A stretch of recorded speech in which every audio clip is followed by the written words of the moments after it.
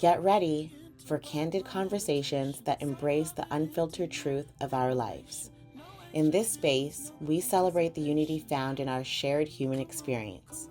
Join me as we explore the depths of our stories, invoking empathy and facilitating the healing we all yearn for. This is Pages of Me podcast, where authenticity is our compass and the unfiltered truth sets us all free.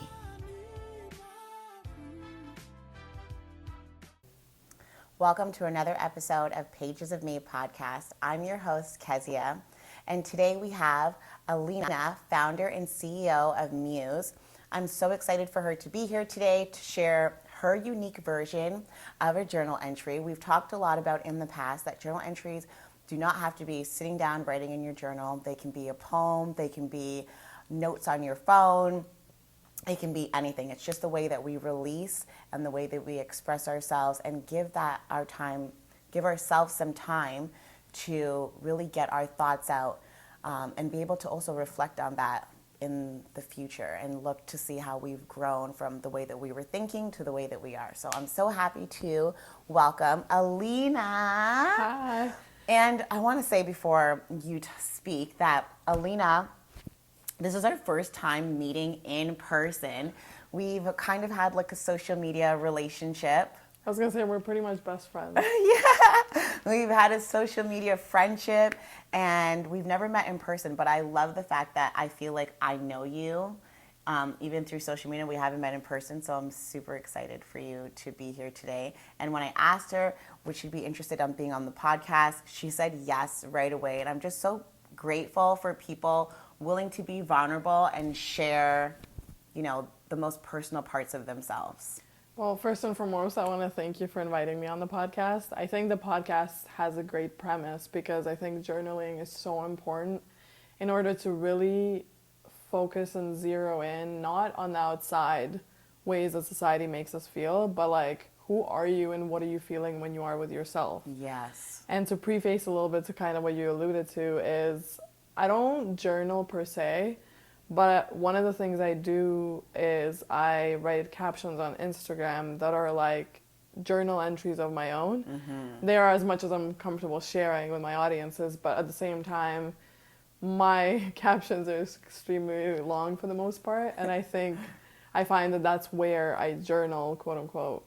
So one of the things that I'm going to read today that I thought was important and kind of something that I really wanted to speak about and highlight specifically for this podcast was a caption I wrote not that long ago when I was reflecting on the last year, but also just like on my life and where I'm at now and how did I get here. Mm-hmm. So without further ado, growing up without a father, dominance wasn't a choice. It was a necessity. My mother, a single parent of 2 young kids, showcased unwavering resilience and ambition. She's the very reason I am who I am today, but in that absence, there wasn't a dominant figure to lean on. In a way, dominance became a part of my survival kit. It drove me to become self-reliant, to take charge, and to rise above challenges. That journey carved a path towards male-dominated industries where I often found myself in positions of power. In the world of music, I find inspiration and a unique sense of purpose, and my challenge is not to break through, but to harmonize within a symphony of incredible talents. Music is where art takes its first breath, and I aspire to be the midwife, helping its creative emergence into the world. In tech, I've chosen to be a pioneer, seeking not the love of an industry still in its infancy, but rather aiming to mold it. I strive to shape a space where women are recognized, celebrated, and where their voices resonate. The challenge is not to be loved by the industry, but to etch an undeniable mark on the digital canvas that is still in its formative stages. And as the sun sets and the day's battles are won, and the armor of ambition and authority I wear during the day becomes a burden, and I yearn to peel away the layers, revealing the softness within. I yearn to embrace the full spectrum of womanhood. I long to be tender, to be vulnerable, and to nurture not only my creative flames, but also the fires of my own desires. In the professional world, I'm a warrior, but in the tranquility of my private life, I'm a woman who wants to embrace the true form of power of femininity. In the balance of these worlds, I find the true duality of womanhood. The power wielded in male-dominated industries doesn't diminish the beauty of femininity. It enhances it. For the same fire that drives me in the professional world, is what fuels the warmth and the compassion and the nurture that I bring to my personal life. It's not a contradiction, it's the embodiment of strength and softness coexisting, a testament to the incredible resilience and grace that womanhood encompasses. So beautiful. Thank you so much. Wow, that caption journal entry was very touching, very moving, very relatable. I have like so many things bubbling up, so many emotions. I did grow up with my dad, but my dad raised us like boys, like do not cry, be strong, be brave, like very like a lot of men. And then I was mentored by a lot of men working like in a lot of industries. And it's like, you're trying to navigate, how do I be this professional being where I'm being mentored by men and have these like masculine traits and characteristics, but like I'm still a woman, like, you know what I mean? Like, how do I, but I don't want to be soft and feminine because maybe that's not professional. And like these battles of also me being like, I'm not a soft, demure woman. Like I'm not, that's not me. So how do I find an identity? I think there's a few things that you said that I kind of want to go back and delve into a little bit. And the very first one, it's very interesting because when we think of men, we always take away emotion from that, right? Like we always think men can't cry, men can't do this. Even the way that like so true. you've said that story, you're like, you know, my father taught me, and because I was raised from a man. And that's very interesting to me because I also grew up around men, unfortunately without a father, but it showcased me a lot, like being around other males, it showcased how deep the wounds are in the society. The male toxicity. The male toxicity, but also in a way where we don't allow the space for men to feel.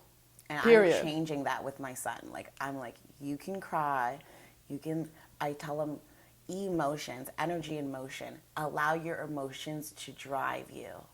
So right, and it's like breaking down those barriers, making sure that, you know what, men are allowed to feel. Yes. And part of the female traits that I feel like we need to really embrace is the nurturing aspects, but also allowing the space for men to actually feel and process and be vulnerable. Yeah, and connect to their femininity, because at the end of the day, every person, every human being has like the masculine and the feminine, regardless of your gender, and just really being able to like embrace both. Because I felt like, oh, to be in the professional world, I need to be more masculine, and then I need to figure out how to be more feminine when I'm like maybe in like the mom role or volunteering at my son's school kind of role. And it was just so much to try to like balance that I was like, I don't want to be I don't want to try to attain these personas. I just want to be comfortable being me and finding a balance in between like these kind of traditional roles. And I feel like that's what you were expressing too. Like, how do we come away from those traditional roles and find who we are? No, for sure. And I think part of that is understanding that there's duality in it. Like, I can be a warrior at work, but I can also be a woman at the same time. And I don't need to change how I assert myself and what my dominance is like. I can literally just be myself. Because with women, it's hard. It is, but with women, we also think that we have to be more in our masculine in order to feel valued. And professional, so true. That's what we've been taught. I think my mentors have like taught me. No, and for me, it was never that way. To me, women bring a lot to the table. I think our qualities is what brings teams together. We're nurturing, we're empathetic, and part of that is allowing that power, because you know that power, you know you have to, every team needs that. So when you're in positions of power, it's allowing yourself to be dominant and understanding your value, but also at the same time, really going in and making sure that, you know what, I'm still a woman. I can still be nurturing, I can still be understanding, but as long as it doesn't veer away from the common goal that we have. A woman is whatever you want yourself to be. It's like, I think there's certain qualities that women possess that are specific to women. And I'm probably going to be crucified for saying that, but there's certain things innately that we do because we bring life. I right? agree. And it's like there's certain things that sometimes you just can't replicate it. This is just you cannot. what it is. Yes. And part of it is embracing it, but not in a way society makes you feel like you have to embrace it, but more in a way of what does that mean for you? What does it mean to be a woman for you? And that definition will vary across the boards, because what I think is being a woman might even different from you, might different from everyone else. So true. But it's just embracing that definition of your own and really embodying it as you move through whatever it is that you're moving through.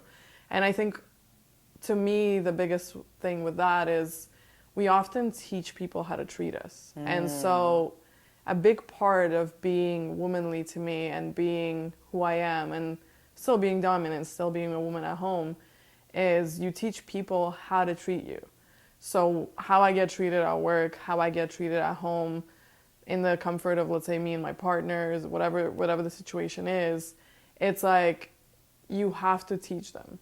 And you have to align yourself with the people that can understand and appreciate that versus trying to fit in. It's so, honestly, that's 100%. You're so wise. I love that. Thank and that's you. one thing that I've always loved about you is that you're able to like hold strong and grounded in your voice. And I think that that's so important because we don't see that a lot in women. It's like, who cares if we're going to get crucified? If this is like my perspective, my lived experience, who is anyone else to discount it? And I think that like we're more powerful in our differences than for us to be like, okay, we're all going to be the same cookie cutter Stepford wife kind of a thing. Like for us, for me at least, I feel like that's a joke. You know what I mean? Like that's not a real life, that women come in so many shapes and forms. And my mom has shown that to me because my mom has always been a business driven person. Like she's never been the one that's, oh, I'm going to be home, cook dinner and like bake cookies. Like she's never been that person. And I think so I took a lot of that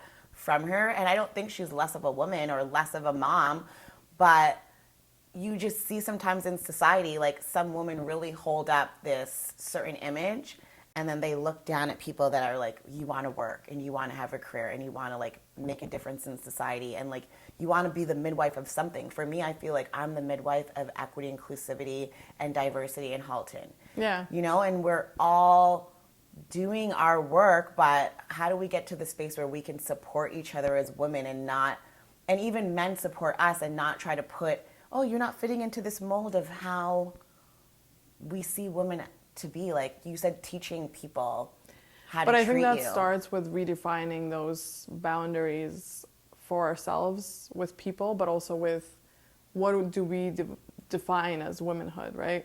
To me, as an example, like I said, like I like to be a certain way at work, but when I come home, I enjoy being a woman in a man's world. Like I like that. I like to be able to say, you know what?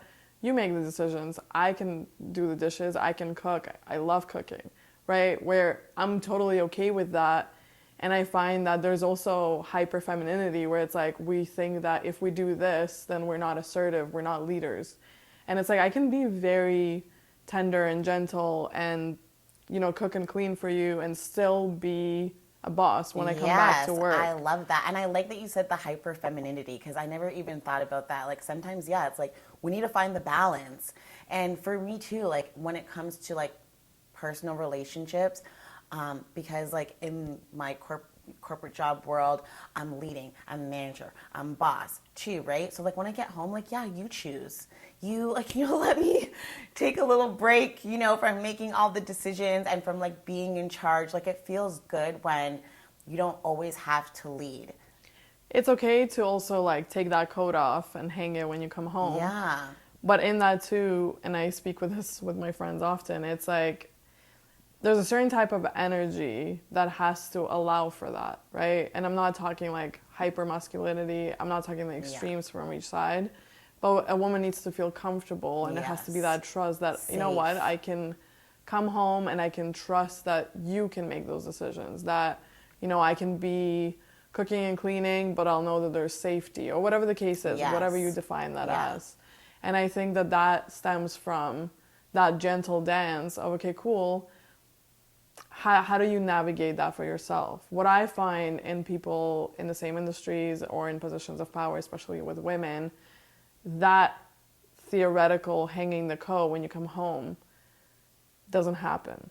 So what ends up happening is you are assertive, masculine, and not exactly yourself at work because you overcompensate, or at least what you think you have to be doing. Right, so true. And then you carry that home, and that becomes an ongoing issue with relationships that you already do have.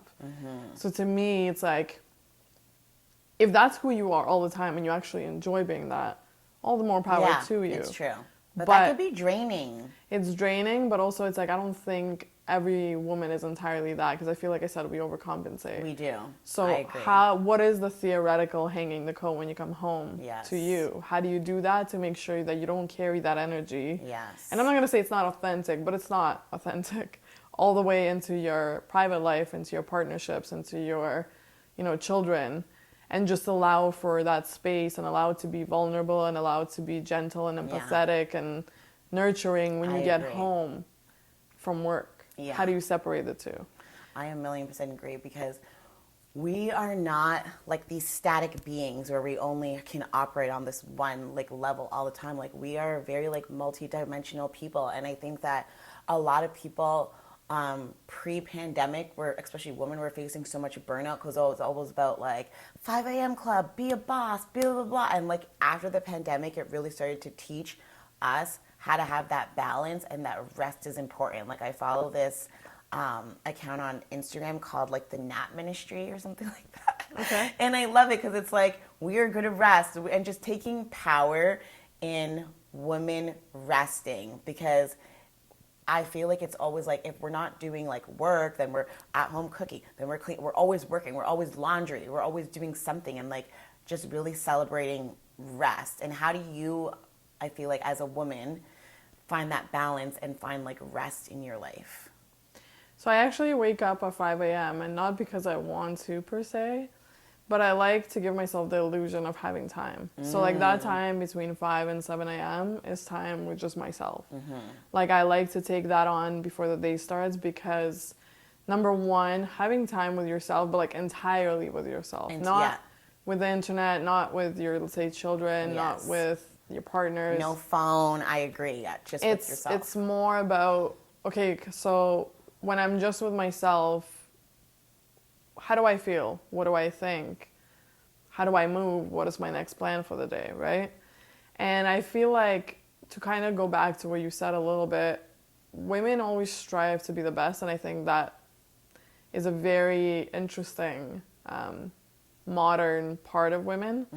And I say that because historically that's not what it's been. No, and I'm not saying it's not like that. My the women in older generation of my family, no, family was first. Work was just something that you did to make money. It wasn't career, it wasn't driven. I want to be the best. No, it really is more of a modern thinking, I think. And I think, but the problem is, if we look at women, the women that have the hardest time getting into relationships are the wanted women, the well-known women, and the wealthy women. So my question is, why do we strive to be those so hard when reality is it puts such an indent on finding partners? And it's when you join the 5 a.m. club and you do all these things and you want to be better, part of it is personal growth, yes. But do we understand the repercussions of that's going to have on the rest of our relationship and the rest of our life, because of the fact that, sure, now let's say you're the top 5 or top 1% of earners and whatever, but with that comes different problems and different repercussions, right? And it just depends. And that's why, with my friends too, I always say, figure out what you want. Figure out what your priority is. Because it's one thing if it's career, you're going to focus on that. Parts of your life will struggle. Because I'm not the kind of person that believes that you can balance everything entirely. No, it's because hard. It gets diluted. Yes. Right? If you have 100% to give, but 30 of that is going to, let's say, career. 30 of that is going to relationships. The other 30 is friends, let's say. Friends and miscellaneous. Where in that is time to yourself? Maybe 10% left? Okay, but in that 10% that you have left, number one, you lose yourself. Number two, you're spread so thin.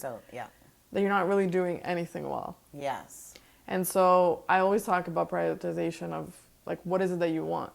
So as an example, I always tell my friends, I'm going to be a billionaire. And they laugh. And it's love like it. such a funny thing to them. But I'm like, but I know what comes with that. Yes. I know that because I'm focusing on my career, I will lose friends. I'm probably going to struggle in the relationship sector. And it's like, is that the sacrifice that you're willing to take? In my case, yes, because I think that what I do now is very soul fulfilling to me, and I like the impact it has on society. A lot of the businesses I've done have had a social impact at the forefront of it, and I really like that because to me, it's like, this is what I want to be focusing on, and I'm very serious about it. And it's not a very womanly trait, and not to say that women are not serious, but oftentimes when, let's say, you speak about that with the other gender, they don't take it seriously until they really see it, and they're like, oh. A lot of women, because I feel like a lot of them feel like my purpose is to be a mom or to have kids, and I love that. It's great, but for us, it's like, why was I here on this earth? Like, I feel like I came to this earth to bring about certain changes and to remind people like really who we are at the core of who we are, and kind of like disrupt like traditional mindsets, and like how does this doesn't really apply to us now. So I totally understand, because a lot of times when I have conversations like this with women that are not part of like, my close friends, and that we have like, we kind of have an understanding of each other, I get to see of like, okay, yeah, this, you're not taking this career part seriously, or, the goals and destiny of why you've come down to this earth. Like, it's just more of you're just living for everybody else. Women live for everybody else a lot, I see. Yeah, and it's for everyone else, and I find that we are people pleasers by nature, right? So like, even I had a personal anecdote to share. It was like one time I was at a friend's like a birth shower, what do they call it? Yeah, baby shower. Baby showers. She's like, I didn't even know this. And it was like very interesting because I was sitting at a table with all my like high school friends, and all of them had like a bunch of children. And they were asking me, like, when is it that you're going to have kids? And like, to preface this, like, I really want children one day, but I just don't know exactly when and how it's going to happen. Yeah. And I think what I said really rubbed them the wrong way, because I said, well, for what I'm doing, I can't have children currently. Like, not because I don't want to, but because it's like, I'm essentially giving birth to a tech baby. Yeah, and you have no capacity. You have to understand the capacity of what you have to give, and children take a lot. Yeah. I was actually pregnant when I was 24, and I chose abortion simply because I just felt like I wasn't ready, number one. But number two, it's definitely would have changed the way my life has panned out. For sure. And I've just seen that so much in my family. Like, my parents were divorced, and I've seen how it affected me as a child. I've seen how it affected my sister as a child. And to me, the day that I want to have children is, number one, I want to be able to give them everything that I can. So I want to be financially stable, but also make sure that my partner, even if it was that, we couldn't stay together forever, because I don't believe in forever, but at least we can speak and be co-parents properly. Exactly. So until that happens, I'm not comfortable doing that. No, I 1,000,000% agree. How will I fit another child into all of this? And I'm like, for me, when my son was younger, and we can talk about this, but I was like volunteering at his school, like at school trips, like everything for the pandemic, like super involved. And I just don't think I have the capacity to do that for another human being. I just think you don't have the want, because there's nobody around to inspire that in you. I think eventually if there's a man that will inspire that thought, you would change your mind about it. But they would have to support me and really be a partner, because right now I'm so overwhelmed doing everything. Not enthusiastic. You're like, that's never going to happen. No, because I'm just like, they're going to have to support me so much, because I feel like I do so much that if they can't lighten my burden, lighten my yoke, I'm not having a baby with you. Like, I would never. And you shouldn't. Yeah. So I completely agree with you. I think it's so important for a woman to have that choice. And like bringing a human into this world is not a small feat.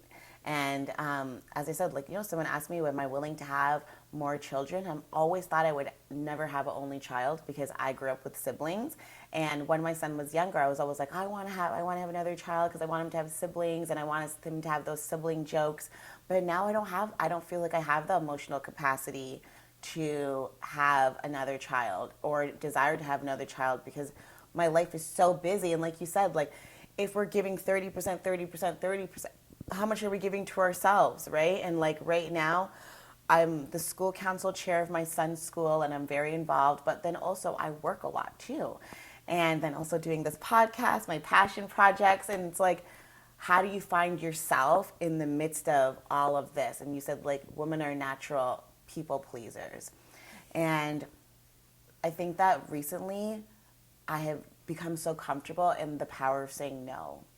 And that's important. I think we all have these moments of FOMO and where we feel like, you know what, if I say no, like what am I missing out on? And it goes back to the rat race that we are kind of taught this whole time, where it's like, okay, cool, well, if I have to, like you said, like if I have to join the 5 a.m. club, if I have to consistently be a woman, a boss, a mom, whatever other hats that we're going to be wearing, how do I keep and maintain time for myself to still understand who I am? And what I find is like sometimes I hear people talk about, oh, I'm so self-aware and I know who I am, but it's like, do you know who you are in this exact moment? Yes. Or when you originally found yourself back when you first became self-aware? Because personally, I think the most self-aware that I've become was when I was about 28. It was after a breakup. And it was a long-term relationship, and I really was very lost because when you date somebody for a long time and you kind of have that release, you realize that there's so many parts of you and your partner that have really intertwined, where you really forget where you start and your partner ends. And for sure. And part of that was really figuring out who I was at that time. And like, how do you move on?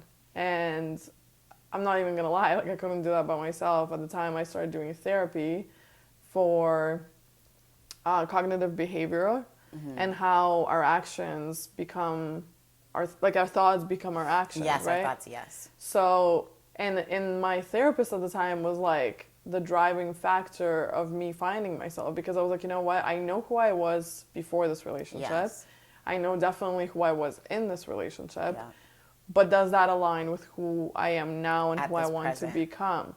And really learning about myself and the version of myself I had, like I wanted to become, was the biggest key and the biggest factor to the last 3 years, where it was like, okay, how do I move? What is the discipline that I want to, take on? What I even like anymore? Yeah. Right? Like our identity gets so caught up into so many things. Like that happened to me, relationships. I remember I was a resource worker and I was like managing 21 foster homes and I got let go. And that was like, now who am I? Like I'm a resource. I'm taking care. These are my kids. Like it was a part of my identity. And anytime you have that loss, it does require you to like be self-aware. And I have this card because I do like oracle reading, and it says, sometimes like when I pull it out in a reading, it will say, dance where other people are running. So like, you talked about the rat race. Everyone's on the track running to the finish line. And imagine you're just dancing.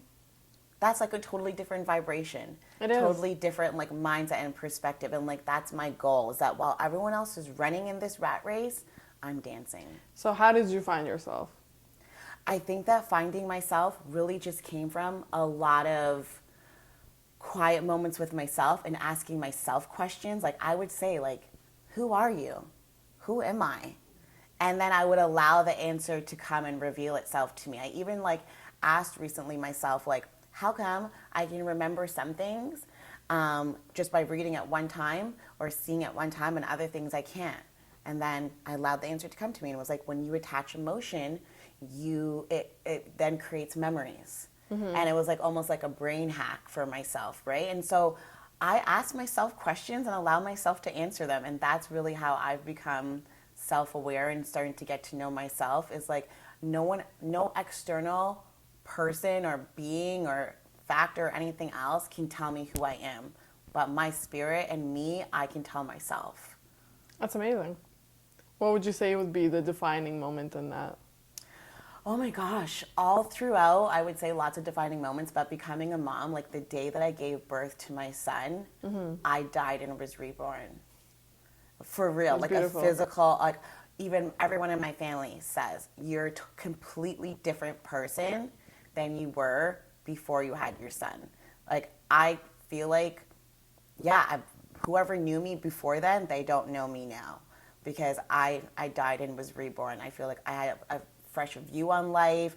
I came away a lot from religion too, because my family is Christian. I came away from that, and I just transformed. And then the pandemic was another part of the catalyst too. That isolation, I enjoyed it so much. I know, I feel like we introverts really do enjoy isolation. Like, I thrive in it. And people often ask, like, how do you sit at home by yourself doing what? And it's like, I think the parts of ourselves that society doesn't teach us often is that before getting in any relationship, partnerships, job positions, you have to be whole by yourself. Yes. Right? Like, we have Don't look for your other half. Yeah, You the are notion, whole. exactly, the notion of the other half is so wrong, because you're not supposed to be filling the voids with other people, right? Yes. Like, you have to really be 100% in everything before coming into partnership with, like I said, everything. Yes. Romance, career, teams. And in order to be really good and be 100%, you have to be comfortable with being alone. I agree. Because the parts that you're not comfortable with, where you're codependent and you have to be on the phone, or you have to be constantly be out or drinking or whatever it is, you have to sit with them and figure out why. Why am I running? Yeah, why do I need all this distraction and Yeah. instant gratification to make me feel like a person? And I think that another big thing for me was like the etymology of words. Like, you know, we're not human doers, we're human beings. And then when I really started about thinking, like, what does being mean? That was transformative for me. That's Because amazing. I'm like, yeah, I don't think we're being enough. And our world doesn't, like, a lot of times when we're describing, we'll say humans, humans, humans. We forget the human being. We don't say like the full long term. And it's almost like they're trying to make us forget that we're just supposed to be like being. And I really embrace being. No, that's very important, because to go back to what I always talk about is like being a part of that rat race. I find that people have the goals, but they don't enjoy the journey. Like, it's almost like every single time you go and you have this set out list of items, goals, plans, and you accomplish it, but you don't even really take that in. Yeah. You kind of cross it off and you're like, okay, the next thing, the next thing, the next thing. And it becomes almost like, but if it's not so fulfilling, if you don't actually enjoy the victories and you don't enjoy the process, at what point is it going to be enough? Yeah. Right? Like, if you don't enjoy the journey, if you're not being, because for me, like, to go back a little bit, I really love building. Like, to me, building tech, building relationships, I enjoy that process, because to me, that's important. However, foundation, like, I know it's super cliche, but wherever you build a house or whatever, the foundation is very important. It's so important. But how are you going to enjoy the foundation or building the foundation if you're focused on, okay, when can I build this house and sell it? Yeah, or where can I build, when is the penthouse going to be done? Like, you're thinking about. To me, life is like moments and details, and I find I'm a little bit of both. I'm a big picture person, but I also enjoy the details and moments and times when you accomplish everything. Yes. And that's been a more recent discovery, because before that I was very much caught up in, like you said, like, okay, what's the next thing? How do we get there? How do we do it? Okay, we did it. Next thing. And it became to a point where I was like, I'm doing so much. And when I tell people what I do, they're like, oh my God, that's crazy. You've accomplished this. But I didn't find that satisfaction in myself. And I didn't find that I didn't find the victory sweet enough almost. Yes. And I started questioning why. You didn't have like a chance to celebrate yourself. No. And I think it's so important. Like, I love celebrations. I love celebrations. Me too. Like, I don't care if I'm celebrating someone else or myself. I love celebrations. And like me and Gary, my friend, we always say celebrations are like the rich lifestyle. Not in terms of money rich, but in terms of rich, like, you know, like a rich chocolate, like in terms of the potency of the feeling. It feels so good. We're like, these are rich moments. These are rich moments. And we love it. Just celebrating. I love it. Yeah, celebrations are important. I think I didn't have that enough as a kid because, again, my mom was super career driven and we didn't get that like time together, which is another reason why I'm like, no, like taking the time to spend with people around you that really water you, that really support you, that really are there for you all the time, with like the roots of the tree kind of people, Yes. is so important. And it's how you get humble. It's how you realize how far you've come. In a sense that, like, these are the people that have seen your growth from the roots of the tree to, like, the full-blown tree. And they've been around you. And spending that time really reminds you of, like, damn, like, I remember the times that we would do so-and-so versus, like, now and how far we've come. Yeah, and I think it perfectly ties into your caption because you started from the beginning of like saying how you grew up until your thoughts now, which I think is so beautiful. So thank you so much for sharing. Thank you. Yeah, no, it's definitely been a journey. And like I said, like for me, it's been really the last 3 years where I've come to grips with like who I am. Yeah, coming into your own. Really, really, very much so. And I think it happens at different ages for everybody. But that's been such a defining factor with just understanding my goals and accomplishing them and how we get there. Love it. Love it. So I love to do the same closing questions for every guest. And so the first question is, how do you find positivity in moments of contrast or challenging times? The simple answer is I don't. And the reason for that is I think we're taught that we have to stay positive and have this positivity and happiness at all times. But I think every negative experience is a positive one in itself because you learn the most from it. Yes, right? It's a lesson. It's a lesson, but also I just like to sit with my emotions. Like you can't be happy all the time because it's like that saying, you can't have sunshine without rain. So to me, the contrasts of life and like the different parts that feel really good or feel really bad, would they feel the same if we were consistently trying to find positivity in it at all the times? So I love that answer. I don't look for I positivity. think this is probably the most unique answer that I've had thus far. Because, yeah, people are always trying to be like, I do this, and I do this, and I do this. And I love that you're like, I don't.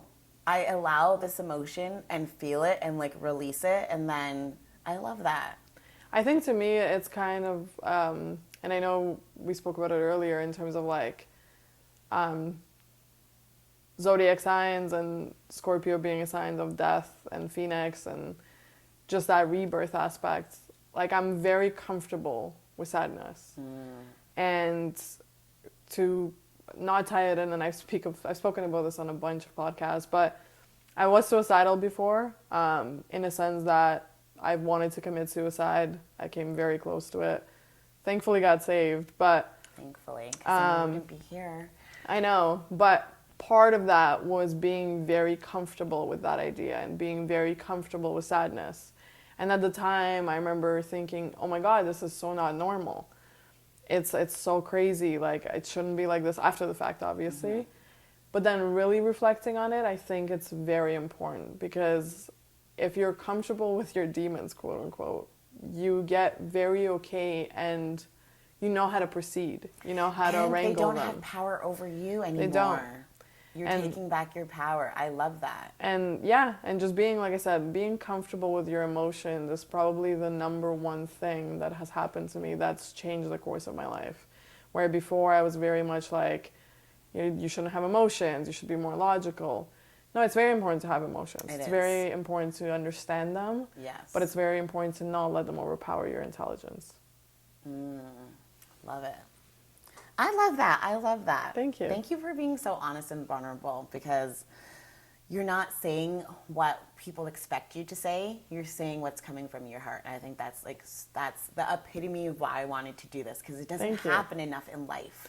I like to be unapologetically myself. I love it. I love it. Thank you. Okay, is there a quote or phrase that holds special meaning to you that you often turn to for inspiration, or that just has a significance to you? For sure. It's always been recently, speed is not good for direction. Ooh, and the speed reason is not good for direction. Who says that?